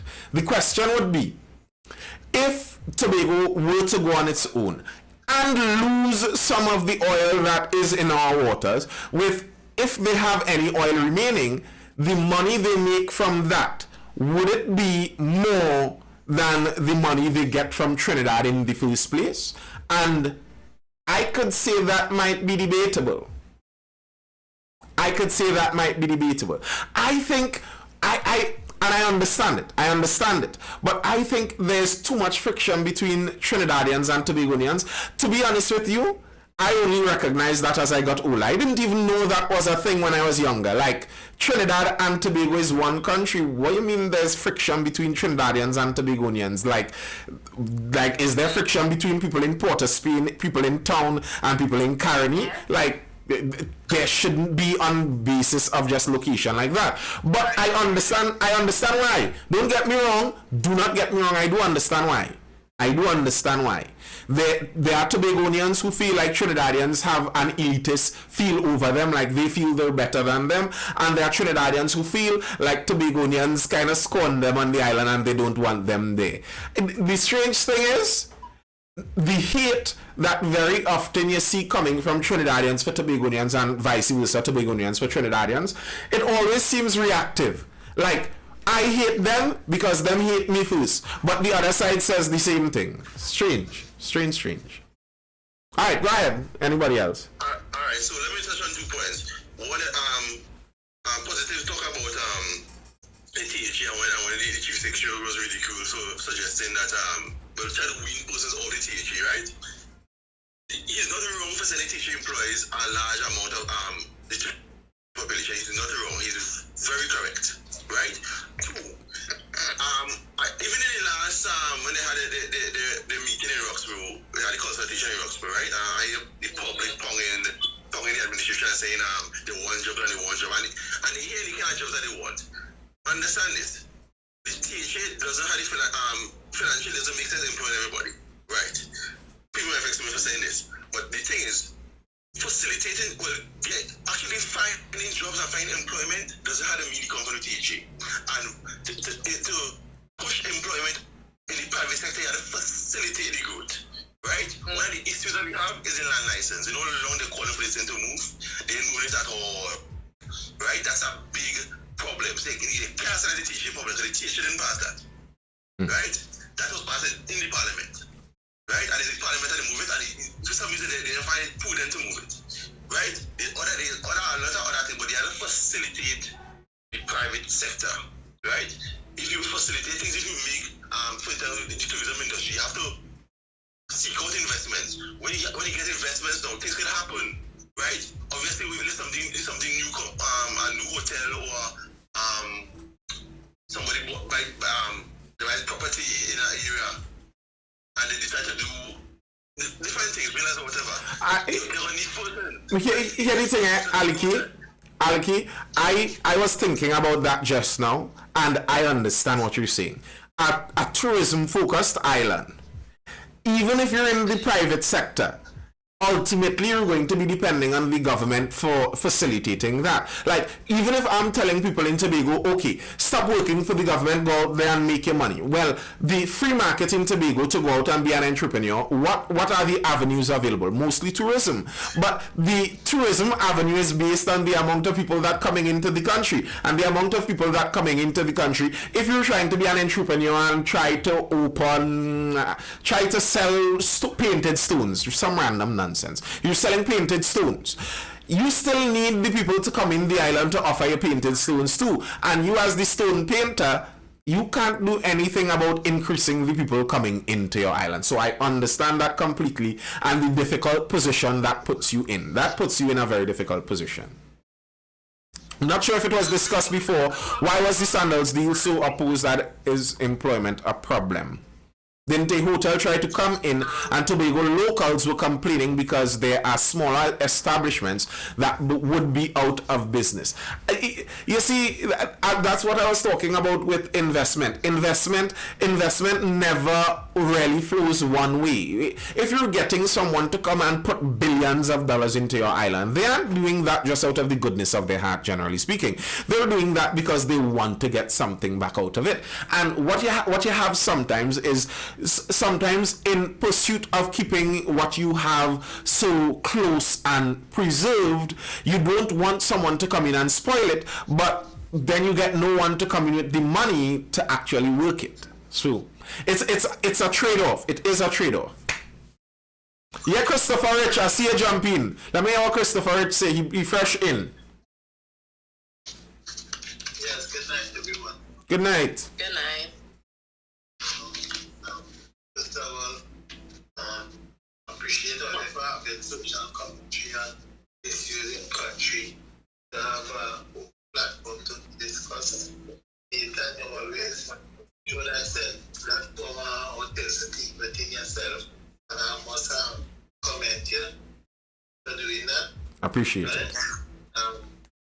The issues, to me, I find one issue is that the taxes that citizens being paid in the country. I try all out to understand things, and people before us, they have ages, they reach the 60, and the government pay NIS, whatever. But I try to always find out if other places in the world does that, right? Because I think you're supposed to know the people by name and number, because not everybody is be paying tax in the country, right? And give back a little more to these people who has been paying for all these years, right? I have a serious issue with that because everybody don't pay, and the people who pay, and when they reach 60, and what percentage they tax you back, and then they keep paying after that over and over. But the government has plans in this, because even if you say, well, all right, you get free hospital care and other things, that people don't go in the hospital. I can check how much on my how much time I went in the hospital for my last 13 years that I was on living in Trinidad, right? So I think people need to get back for where they put it in. There's people who don't have houses and they're paying taxes for all these years. They don't want handouts, but much better if I was to get to change things in this country, I believe everything could fix. Every single thing could fix by dialogue. By understanding things, it might affect it, but they in fact will understand, because I find personally, for a little country, we have too much regimental people. I find so. Well, I find it new. Here's the thing, man, Chris. Here's the thing. What you're talking about there, with in terms of taxes and who's getting and who isn't getting, etc. You're talking about a problem with governance in general. That's kind of what government does. Government tax, the tax scheme in and of itself, the more money you make, the more you pay in taxes. That doesn't mean that you're going to get more services from the government. It's just you're going to pay more. That's kind of the social agreement that we have with government anyway. So it's difficult to pass together exactly how much the non-payers get versus the payers, and the people in the working class and the middle class are almost always the people that are the most hurt by that. So I understand what you're saying totally there. Now, on the side of if you get into power, you would be able to change that very quickly. I applaud your hopefulness in that, but I am actually not sure about that. You see, the nature of politics, and to pull back to the THA, because today's Tobago Day, Wednesday's Tobago Day, to pull back to the THA, the nature of like the chief secretary job, someone going into that job may have intention of doing a lot, but when they go in there, they're like, it's like if you ever played chess, the king could only he could move in any directions, but he could only move one place at a time. And sometimes you reach into a position and you recognize the position in itself is created with inhibitions. So it's very easy if you wanted to steal. Here's the reality. In some of those political jobs, if you wanted to steal money, that's easier than if you wanted to enact change. Because to fire someone as positive radiation, and some of the other guys were pointing out, to fire someone, imagine that in Tobago, you have to fire someone, you have to deal with the police, with the public service commission in Trinidad. That's difficult. And then even to transfer people, what if the person is a resident of Tobago and they're saying, well, you can't transfer me to work in Trinidad and I live in Tobago? That's not fair. So it's just really difficult to work through some of that bureaucracy. It's the nature of politics, and sometimes when people rush into politics blindly and quickly, they have the impression that I could do it, and then they get there and they recognize, oh, they are there's a limited amount of things that you can do. All right, people, it's 11:26. Anybody else with a further comment? Let me hear Ronnie. Okay, Christopher Rich, quickly. One more thing. Look at it. All the entities that make up the whole thing in the country, right? With either not private sector alone, but how different departments are.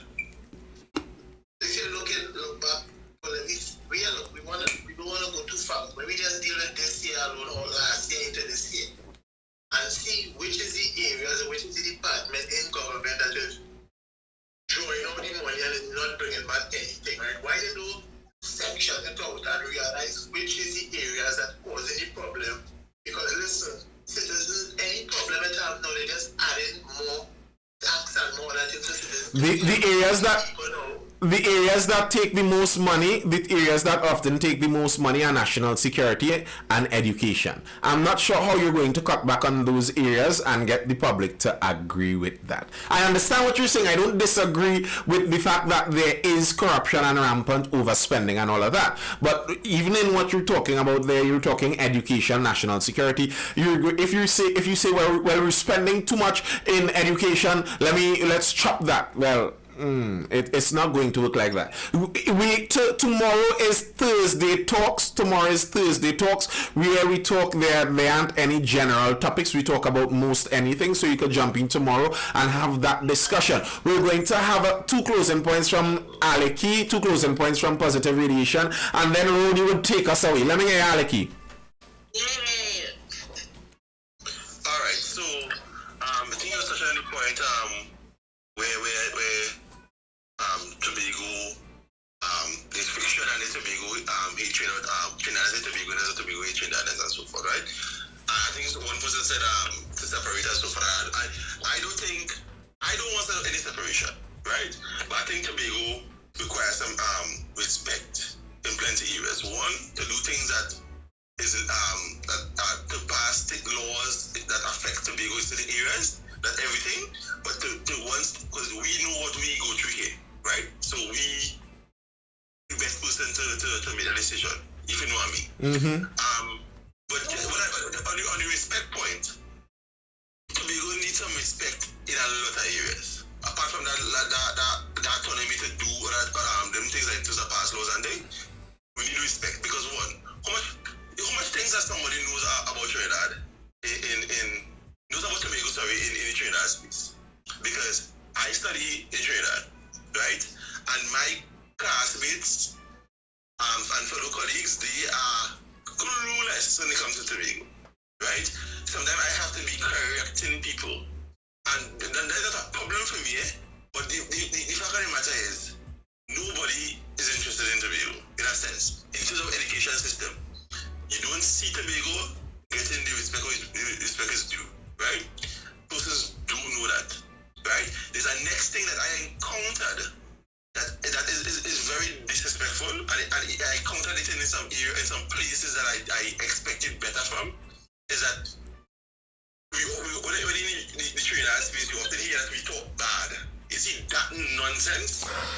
Cut that out one time, because listen to me.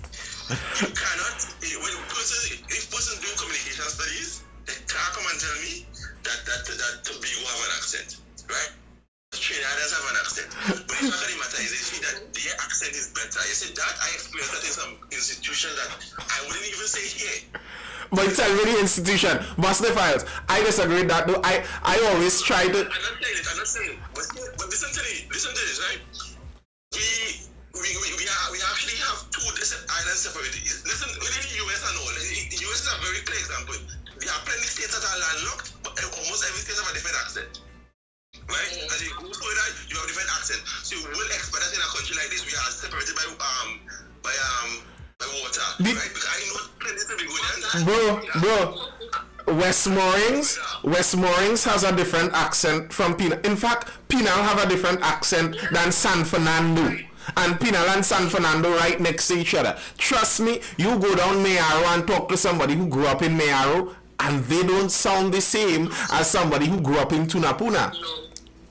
You know, for one example of that. Tongue people, they say all in earlier.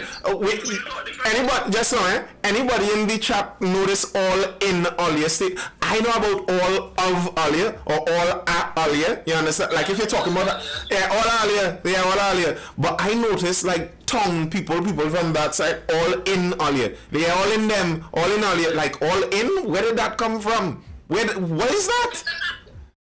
But I like Tobago accent though. But I find like I can't actually mock the Tobago accent too good. It just doesn't flow off the tongue right. I have to go to Tobago and spend some time. I feel. Yeah, positive. Let me hear you. Yeah, let me few points them. I will take them.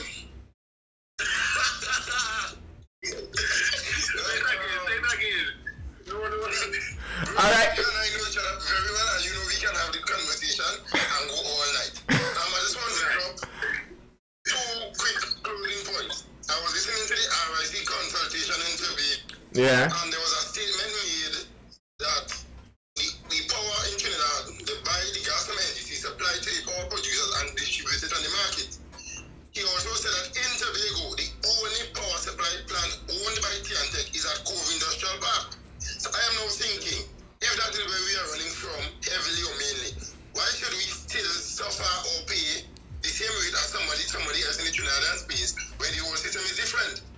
And he made reference to a law which states the strain must be equally distributed. I didn't challenge, I left it simple, I didn't go further. And last point before is for a lot of us to think on. Would you vote for a politician who never makes or made a campaign promise? Or would you vote for a politician who said, these are my promises and my plans, but they are all based on what we need or the condition of the treasury or the way the system operates, and be realistic and real with us? I would, personally. I would. Mr. Key, do not mention the name of the institution where you encountered that victimization for accent, please. We both know where that is, and I got blacklisted for inquiring about a particular circumstance and how we operate, and I was never given any opportunity. Yes, I will not disclose it. Yeah. Later, I will message you privately via social media right now and send you a video. Yeah. Tell you which institution it is. Let me hear you, Rooney. Take it away, Rooney. Go ahead. Came back here, it had serious implications when we came back and we spoke to the heads governing that process on the island. They went down to speak. They encountered similar victimization as well. You were shocked to find out this more. So yeah, I'm really watching it. You were shocked to find out. But go ahead, continue. Yeah, Rooney, take it away. For my turn, Yes, Rooney. okay, I'm going to end on this very valid note. I think that Tobago keeps saying that they want to do tourism, but they need to firstly realize or identify the tourism that they wish to do. You cannot have multiple niches of opposing views, right? So this is my thing. In Tobago, we would like to be an ecotourism spot, but then we have cruise ships that come and they drop off whatever, they waste in our waters. You understand? We can't do that. We have to decide. On that's one. Two, we had last year the Secretary of Tourism as well as the Chief Sec and a small delegation went to England for a travel summit or some sort. Mm-hmm. While they were there was no talks to, this was a travel summit, right? There were no talks to other airlines or to even hoteliers who do have airlines that they work with to start working in Tobago route, especially because we have lost one of our airlines who is, I believe, Virgin, flying from the UK. That could have a terrible effect in prices from BA because the BA will now be the only UK airline flying in. Right, so that's the second one. Third and lastly, I think that Tobago needs to have its own marina. I believe Akili, that's his name, Aliki. Sorry, I don't know what to call it running. Would have said, we need a marina park or whatever, and THA can't afford to do that on its own or whatever. That's not true, because St. Lucia has a marina. Other small islands that don't have quite the budget that Trinidad and Tobago would have marinas. And those things are done by private citizens. And it can be done, but we are very, dependent on our government. Please go back to just running. He would like him to come, doesn't have to, okay. Well, have everything, but as I said, based on, because I would have known the Tobago, the secretary, and they went to England for that travel summit, and they did lose one of the other airlines that they were traveling on. So I don't know what details I'm missing there. I can't remember. I remember reading about that, but to me, when I read that in the discussion over there, they were talking about discussing flights, and they were talking about opening up new flights for the tourism summit or whatever thing they went there. I think they did talk about it. I'm not saying that the flight was bringing a bunch of people. No, I personally know that. I have friends that travel from the UK every month, and they do say, most of the people come off at Antigua or they come off in St. Lucia. But you are in a travel summit, and you did not, well, at least as far as the public knows, because you didn't come back and give any report to the public as to what was done in England. You didn't make at least it could be said that you didn't make an attempt to get direct flights from the UK to Tobago. We get a new terminal. We get a new terminal.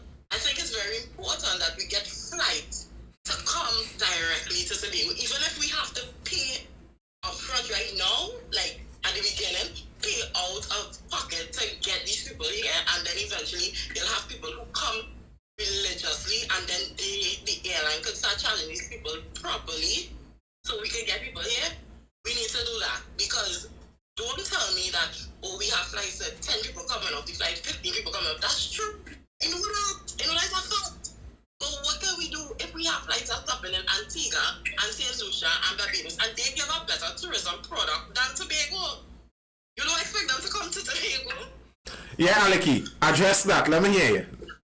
So one, you will even know if they had a discussion with the airlines or not. That you will never know that. You will not in a position to know that. Come and give a report. Right. They came back and they didn't say anything. Well, right, because they didn't get anything to say. But that doesn't mean. No. Public money and go to England. The summit was 2 days. You spent. Let Aleki finish. Let him finish his point. What you're saying there, you're not fair to say that because you're not in a position to know that. One, two, and then say me the report to the public because you're not looking for the reports. Because the reports have been reported. So you're not looking for it. I don't tell you to look, you need to look. Right? No, you can't do that. Then the next thing, we did not lose version. So don't get caught up with that. Get the information straight. And the 10 people come out and fly, right? Virgin is not coming to Tobago. The Virgin is not coming to Tobago anymore. We did not lose version. One, because you are telling us, you are saying that we should pay for these flights. We have been doing that. What is the result? But you're not paying for direct flight. You can pay for direct flights? That one question. You can pay for direct flight. And you can pay for direct flights. Why the hell we can't pay for direct flight? But listen to me. But we don't have the budget to pay what they're paying. We don't have the budget. That is not true. Well, you clearly don't know what we're talking about because we do not have the budget. Why you don't have the budget? You get 2 billion. Salaries. Listen to me. Salaries.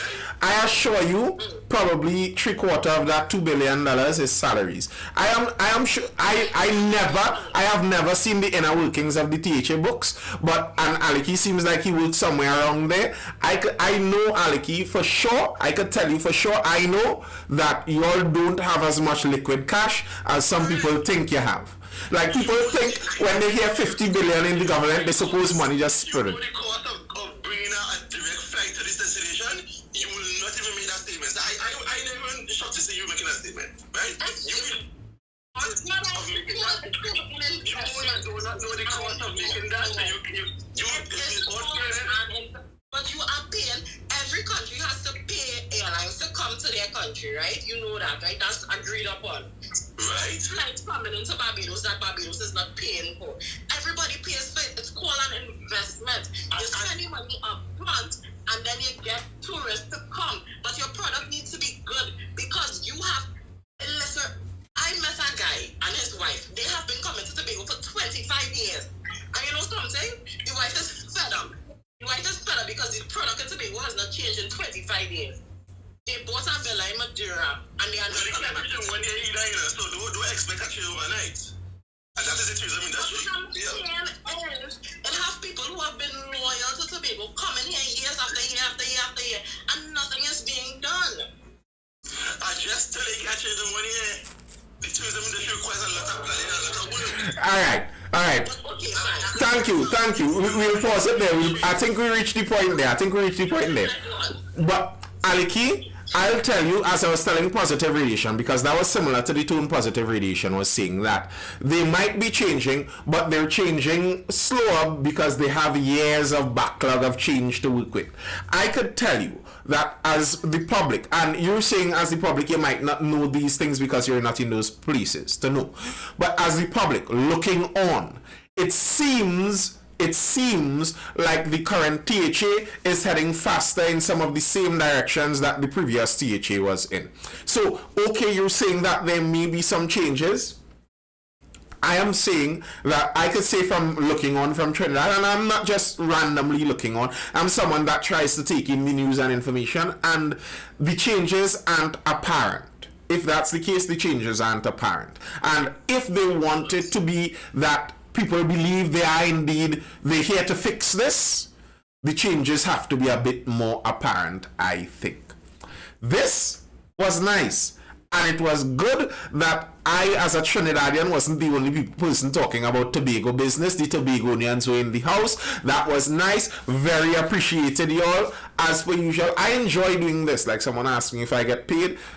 I don't mind getting paid if you want to send something, as I said, no problem. But I enjoy doing this too. So I will see you guys again for the next Mindful Live, which is going to be tomorrow night, Thursday. Tomorrow night is Thursday Talks, where we come and there isn't any direct topic. We discuss things. So jump in tomorrow if you have something to discuss, a topic to bring up. Jump in, can you all talk about the inspection thing that's going on? The roads are so bad. We'll talk about that tomorrow. I have a video on that on my channel. Head over to YouTube, Nathan Springer over there. As usual, this was brought to you by Mindful Education, the educational institution and service that I run. We offer learning pods where you have small groups of children, 6 students generally, at different stages of learning, whichever stage your student is at, and they have the same students, the same tutor, so they get that much more comfortable experience and the learning is much faster.